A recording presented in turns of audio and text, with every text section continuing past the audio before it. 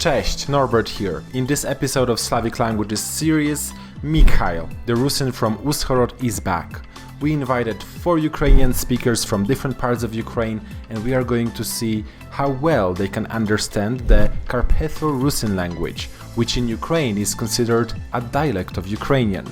If you want to know more about the participants of the show, check out the description box and subscribe if you enjoy this kind of videos. Over to you, Mikhail. Всім доброго здоров'ячка, звати мене Михайло Ниська. Ми з вами будемо никати на кіко карпато-русинський говор, подобний до українського. Ну, поздоровкайтеся зі мною, поклоніть-мися. Привіт! Привіт, Мегась. Ну, радий вас всіх низько видіти та й чути. Що в нас низька туйка буде діятися? Я вам буду розказувати за деякі предмети та й слова, а ви будете мусити вгадати, що то є. У вас із собою би мав бути кусок папіря, деяка цідула та й ручка. Є то так? У всіх є все готово? Так. Супер. Добре. Та я вам буду повідати, розказувати, а ви маєте собі записати, що ви си гадаєте, що то є. Добре? Угу. Одне слово, так? Зачнемо з першого, та пак будемо йти по одному. Коли си все запишете, то я вас попрошу тут папір указати. Ось це добре сте догадали. Йо? Угу. Зачинаємо. Перший предмет, ото є така частина хижі, без котрої хижі би і не було. Через той предмет ми никаємо на вулицю із хижі. Як се гадаєте, що то є? Угу. Можете се записувати. А я вам затить дам ще пару підказок. Можеш повторювати деякі частини речення, коли ти говориш, пояснюєш, що це, можеш нам повторити. Це, наприклад, частина чого? І це частина хижі. Хижа – ото синонім до слова найбуде будова. Знаєте, що то будова, ні? Окей. Так, через ту частину будови ми никаємо вонка на вулицю. Що ми робимо? Спочатку було зрозуміліше. Никаємо, позираємо. Ага. Що робимо очима? Ми позираємо на вулицю. Ага. Та через то видимо, як паде сніг, як паде дощ, а це може там ся творить дашто друге. Всі вже плюс-мінус годні си представити, що то є. Супер. Годні сте підняти папірки, або відів, що сте там написали. Я не знаю, чи воно видно. Видко. Добре. Супер, усі добре вгадали, По-українськи то є вікно, а по-русинськи ми тому кажемо возір. Є ще така маленька архаїчна форма визир. Ото є така ямка у стіні, через котру ми визираємо на вулицю. Ото від коріння зріти, зир. Так що то є возір. Возір. Йдемо далі. Другий предмет теж відноситься до хижі. І це буде максимально легкий предмет. У той предмет залізать і вам Дід Мороз. Я си так гадав, що це би мало бути таке доста легенькое про вас. Ми зачнемо раз з найлегкого, далі пак підемо на дещо найтяжкое. Усі розуміють, що то є за предмет, із котрого валить дим. Є то так? Ану, кажіть усі папірки.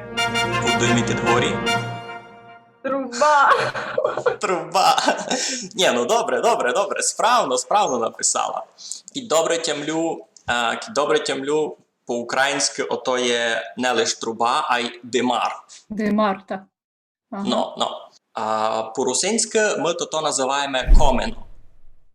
Чули сте деколи таке слово? Так, я майже русин. Комін. Димар. Комінек по-польську będzie. Комін. Podobnie bardzo. Влад, ти там щось сказав, що ти почти русин. Так, бачиш? Теж має комен. Теж маєш комен. Ага, добре. А от ти це слово знаєш, у вас у Коломиї так кажуть? Не знаю, звідки знаю. Бо ки добре тямлю, ти тепер живеш на Чехах, а Чехи то слово мав, то не кажуть комін. Не знаю, чесно кажучи. Певно, що знаю його віддавно, але чи повторювали тут десь мені, щоб я повторив, не забув? Може бути. No, keď nás dáko nekad тепер з Коломиї, та будьте добрі, напишіть у коментарях, чи знаєте слово комено. Але ж дивіться, в нас комин в українській мові виходить це ще і труба, і та частина, яка всередині, там, де ми розпалюємо вогнище. Ага, Штучний або справжній, то все є комин. І Гаррі Мгм. Поттер там через комин потрапляв на алею Діагон. Ну, тобто це цілком літературне слово теж. я чув слово камін. Але комин нібито теж є. Інтересно. Можливо, то в не значенні знав. димаря. Ага, треба перевірити. І сам не знав, і себе треба увірити. Можна сказати. Айно, Маринко, кажи. В Чернігівській області теж говорять комин з наголосом на О, комен, на Ага. комені. Я пам'ятаю, в мене бабуся з Чернігівської області, то вони говорять на комені. Ну, супер, видиш, маємо доста сполучного, це не так. Та що, йдемо далі? Ну, дальший предмет із коменом доста сильно скапчений. У тому предметові мамка дома пекла хліб. Угу. Усі собі записали, що то є? Ну, це мало бути, барс елементарно. Ану, подиміть, будьте добрі ваші цідоли, укажіть ми, що там маєте. Добре, добре, добре, добре. Ну, всі вгадали, супер. Просто. Айно. У нас вдома на то казали блоудер. Блоудер. Айно, блоудер то такий кусок шпора. Ну, ми то мали наєдно, мали ми шпор, де кладеться огінь, а біля шпора примурований блоудер. У блоудері пікся хліб, колачі, такое всякое. І пенвитки се слово маємо, я не знав. Точно можу оповісти, ож виходні словаки теж знають, що таке блоудер. Та кіть ми його десь витки тісь узяли, та скорше всього ми його витки узяли витки, а й виходні словаки. Супер. Звучить англійською. You know, like Блоудер. Bloader. Ну, я лиш так гадав си, ож оного бити авать германського поводу, авать мадярського, но май точно оповісти не можу, то пак треба грабатися у етимології, а я раз ніч не знайшов. Може пак деякі добрі люди нам із тим поможуть. Грабатися. Круто. Ну, добрі, ідемо далі. Всі готові? Так. Слідуюче слово, таке доста легке. І це є такий предмет, ну, ото є цуря. Цуря, або шматя, такий елемент цуря, без котрого жона не гонна піти до церкви. Угу. Ну, ото є іпен такий предмет із цуря, котрий хуснують лише жона. І без того предмета жона не гонна, ну, і гиби не слобідно піти до церкви. Усі вже знають, що то є? Так. Хустка. Супер. Всі знали, от видите, якісь це шиковні. Ну, у нас на то кажуть ширинка. Ну, епен у моєму діалектові кажуть ширинка. Подагде кажуть хустка, убрус, ще даяк. Польську обрус. Ну, епен із словом обрус все дуже тяжко, бо слово обрус праслов'янського поводу, і у многих слов'янських язиках воно ся обстало із доста шилиякими значеннями.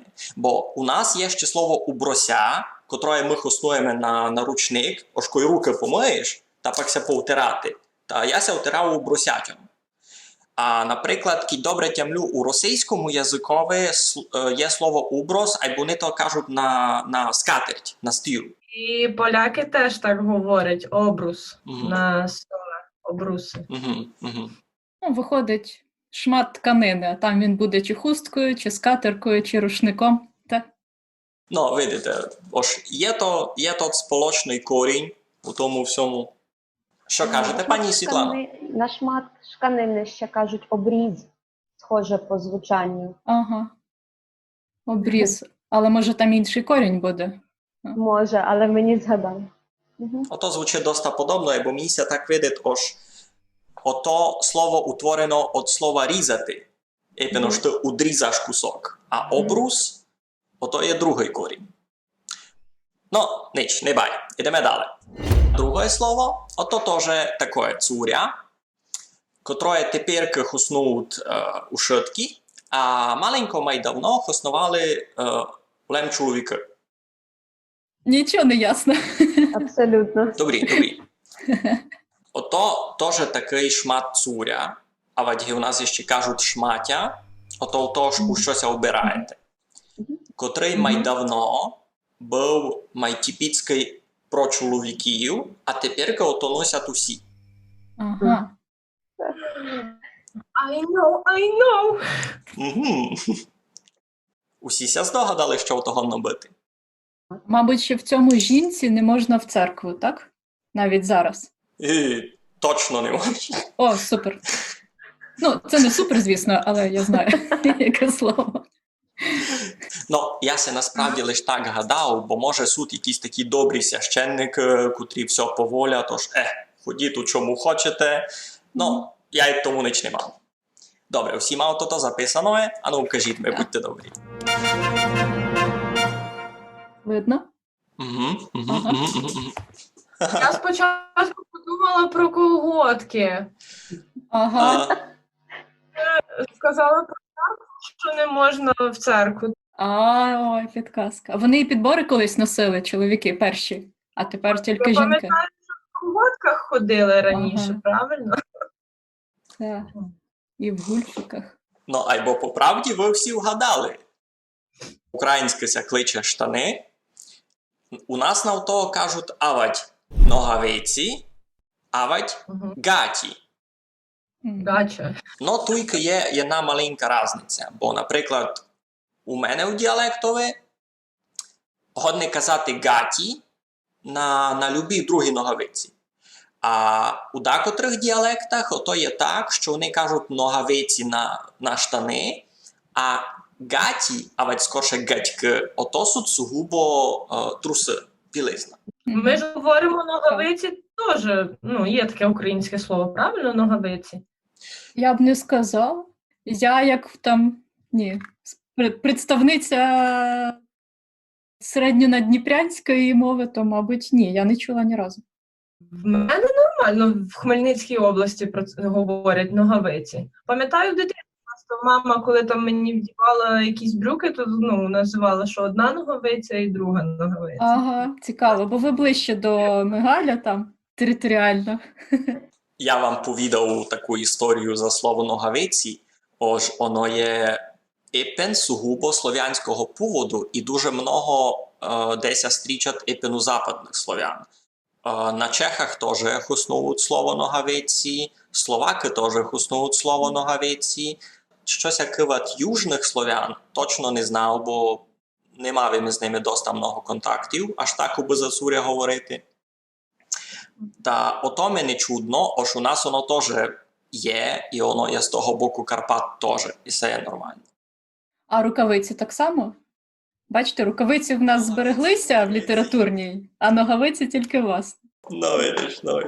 І ще подібне слово було гаті, так? Айно, гаті. У нас епен кажуть гаті. Знаю, що польською гаче, але зазвичай говорять просто на одяг, зазвичай на брудний одяг. Це брудне гаче, наприклад. То це дуже часто вживане слово в Польщі. Кожного дня просто говоримо. Таке слово можемо вживати. Гаче. Брудне гаче, чисте гаче. Здеймуй гаче. Інтересно. Влад, у вас на Коломиї не кажуть гаті нагоду? Хіба якісь не знаю, як це сказати. Може, в якихось діалектах десь, але на Коломийщині не те, щоб я чув. Чув звідкись знаю. І думаю, що це більше з польської. Але там є великий вплив польської мови на заході судна. Ну, ти ся позвідаш у Цимбурівці знав таке слово, правда? Чув за гачі. Добре.